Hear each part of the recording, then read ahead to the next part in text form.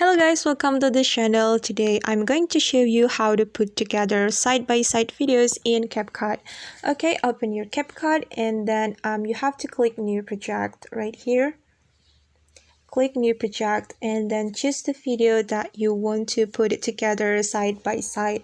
And wait for a moment guys, I'm choosing my video.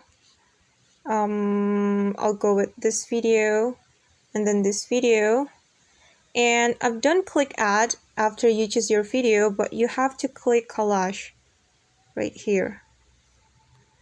Alright. And then if you want to make it together side by side, you can click or you can choose this frame. Alright. And after you choose the frame, you can click continue right here. Click continue and wait. Alright guys, and now you can continue your editing. You can put effect or filter or up to you. Okay, that's all the tutorial from me guys. Thanks for watching and see you on the next video. Bye.